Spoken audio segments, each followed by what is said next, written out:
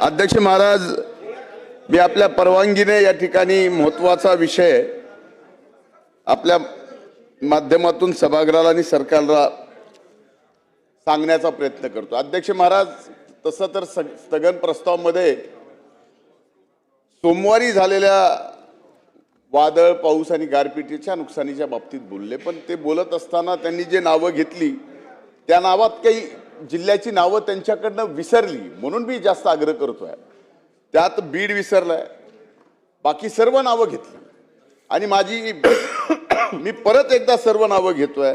काल दिवसभरात बीड, नांदेड, लातूर, धाराशिव, मराठवाड्यातील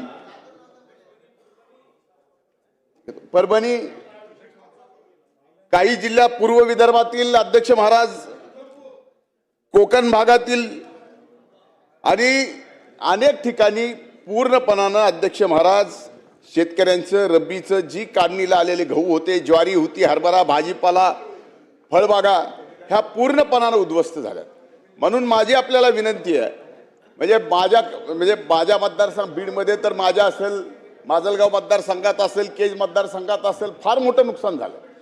म्हणून माझी विनंती आहे की माननीय महसूल मंत्री सुद्धा इथं उपस्थित आहेत, आदेश द्यावा की त्या ठिकाणी सर्व या जिल्ह्यातल्या जिल्हाधिकाऱ्यांनी याचे पंचनामे तात्काळ चालू केले तर या ठिकाणी कुठेतरी त्या शेतकऱ्यांना काहीतरी त्यांच्या पदरात पडेल, कारण यांचं 100% पीक काढणीला आलेलं संपलेलं आहे।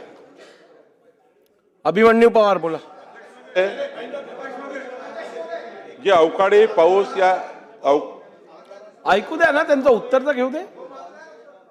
या राज्यामध्ये जो अवकाळी पाऊस सुरू झाला आहे आणि काल विदर्भ, मराठवाडा आणि काही भागामध्ये नुकसानी झालं आहे अवकाळी पावसामुळे, अध्यक्ष महोदय याचे सर्वेक्षणाचे आदेश माननीय मुख्यमंत्री चर्चा करून देण्यात येईल।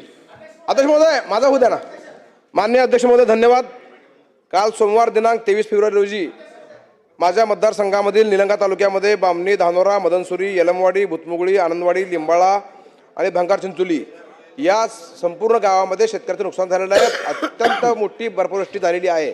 त्याचबरोबर औसा तालुक्यामध्ये किल्लारी, मातोळा, लांबदुरा मंडळामध्ये हलका आणि मध्यम पाऊस झाला आहे। पिकाचं नुकसान झालंय। द्राक्षे, ज्वारी, गहू, पूर्णपणे हरभरा उद्ध्वस्त झालेला आहे।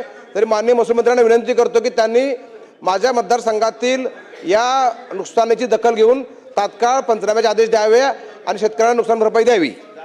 बोला वडेट्टीवार साहेब बोला। अध्यक्ष महोदय, अत्यंत फक्त एक अभिमन्यू पवारांचा शेतकऱ्याचा विषय आहे म्हणून पुन्हा उठलो। माननीय अध्यक्ष महोदय, राज्यातल्या सर्वच भागात जो अवकाळी पाऊस पडला आहे त्या सर्वांचं सर्वेक्षण आपण करणार आहोत। मी स्थगन मानला त्यामुळे जाऊ। अध्यक्ष महोदय, एक अत्यंत गंभीर अशा